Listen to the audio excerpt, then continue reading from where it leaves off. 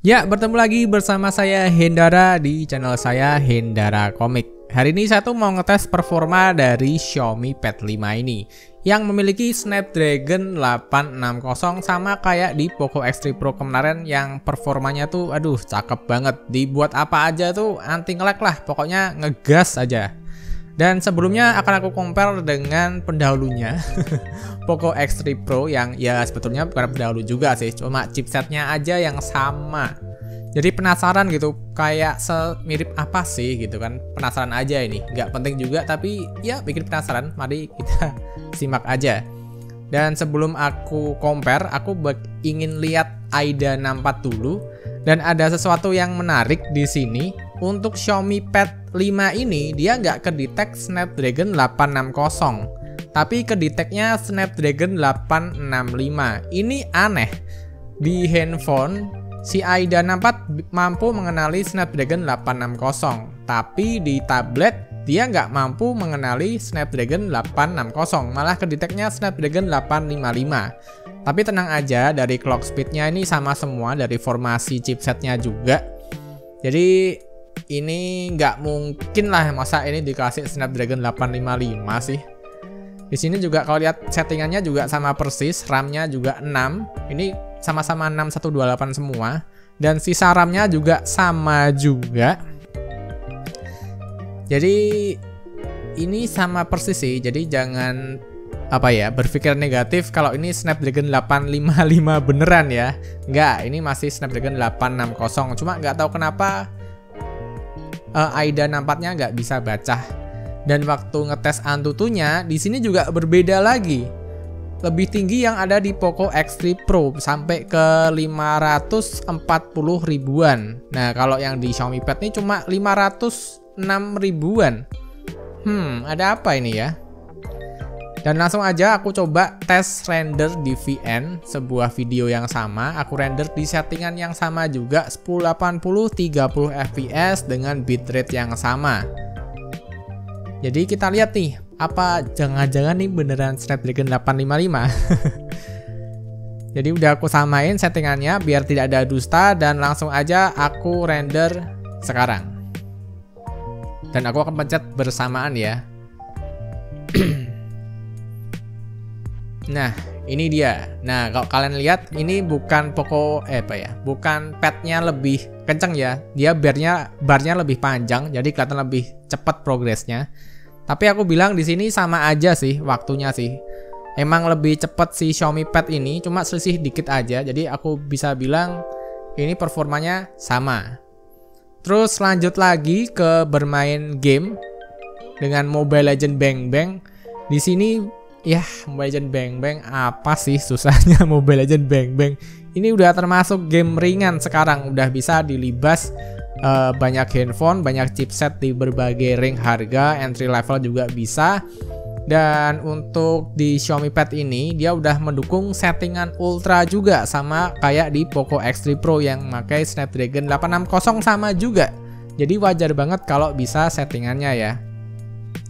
Dibuat main enak, dan kalau ditanya frame rate-nya ini bisa kita lihat di layar. Aku pakai power monitor yang ada di opsi pengembang, itu udah kelihatan frame rate-nya tuh antara 59 sampai 60. Jadi 59 60 59 60 gitu.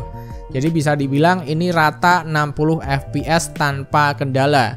Dan untuk bermain selama berapa menit ya ini ya? 17 menit tuh baterainya berkurang.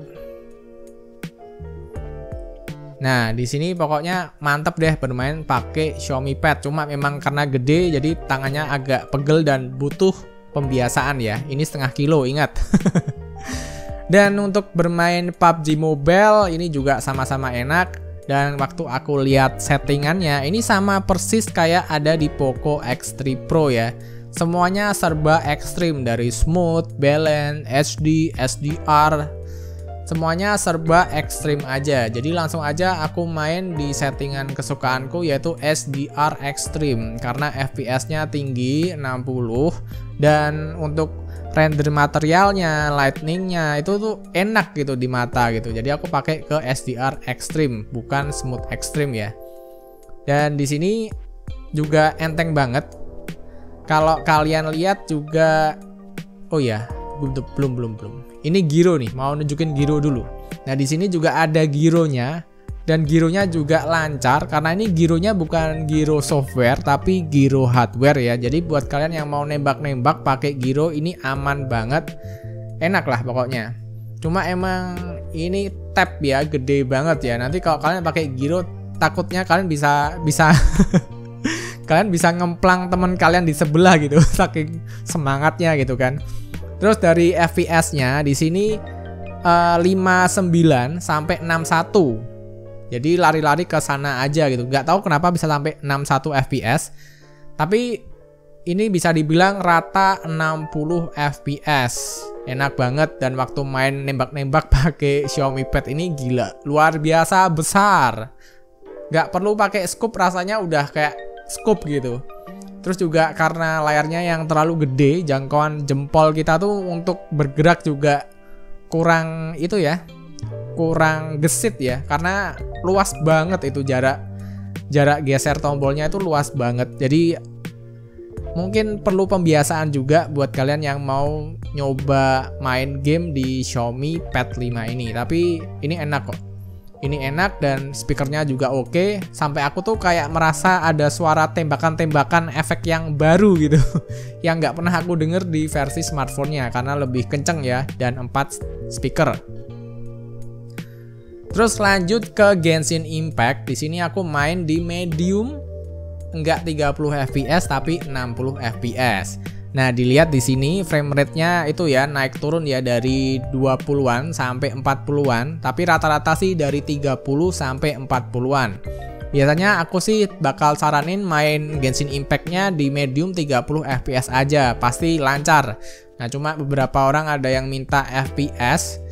Walaupun aku sih udah bisa menduga ya, pasti FPS-nya untuk 60 fps, mau settingan tertinggi atau medium pasti nggak akan dapat rata 60 fps. Bahkan di sini bisa dilihat ya, FPS-nya tuh kalau diem aja di kota ini bisa 40-an fps doang gitu loh. Nah, apalagi waktu kita ada di world-nya, berada di open world-nya buat cari musuh. Ini FPS-nya waktu perang juga sama, naik turun, nggak bisa rata 60 fps jelas ya itu ya. Dan di sini FPS-nya bisa kalian lihat itu tuh bisa sampai 20 sampai 40-an fps. Nah, waktu battle rame seperti ini, efeknya keluar semua, biasanya sih 20 sampai 30-an fps. Cuma kadang bisa turun sampai 19 fps. Nah, kalau kalian bisa mengabaikan FPS ini sebetulnya nyaman-nyaman aja sih, dan masih amat sangat playable banget, dan bisa dibilang performanya keren. Nah, waktu adegannya sepi, musuhnya cuma satu, terus depannya tembok, ini bisa sampai 40-an FPS juga bisa. Tapi untuk melihat 50-an FPS ke atas itu jarang banget di Genshin Impact settingan ini ya. Jadi tetap aku saranin kalian main aja di settingan medium 30 fps biar rata gitu, nggak usah naik turun gitu. Tapi waktu kalian kalau ingin main ke 60 fps juga terserah kalian lagi ya. Soalnya kalau kalian beli kan itu udah barang kalian, milik kalian. Saya juga hanya bisa menyarankan aja. Cuma kalau waktu main 60 fps tetap enak kok, tetap kerasa lebih smooth memang. Cuma waktu battle ini memang kerasa frame dropnya ya sampai ke 30-an fps, bahkan kadang 20-an fps. Tapi ya masih wajar dan bisa diterima banget, apalagi ini untuk sebuah tab harganya udah oke, dan performanya masih bisa aku bilang sih gila sih, bagus. Terus kalau kalian nggak main Genshin Impact, kalian bisa main game-game Android atau yang mendukung gamepad, karena banyak banget tersedia. Kalian bisa cari di YouTube. Kalian juga bisa main di Damon PS2 yang berbayar biar bisa connect sama gamepadnya juga. Jadi enak banget kan, kayak ngerasa bawa TV kemana-mana gitu. Dan untuk kualitas speakernya juga asik, dan untuk game-game Android lebih cepat kompatibel ya, lebih kompatibel sama gamepad daripada emulator PS2 yang ada di Damon PS2. Jadi lebih enak, gak ribet setting-settingnya, pokoknya tinggal connect selesai gitu. Dan segitu aja tes performa kali ini. Bisa aku bilang ini bagus banget untuk sebuah pet. Gak bakal kalian merasa kayak pengalaman gak enak kayak lemot-lemot di layar gede yang bikin trauma. Ini enak banget. Speakernya juga oke, layarnya juga mantap. Jadi overall ini tablet yang bagus. Jadi sekian aja videonya. Terima kasih yang udah nonton dari awal sampai akhir dan sampai bertemu di video berikutnya. Bye bye.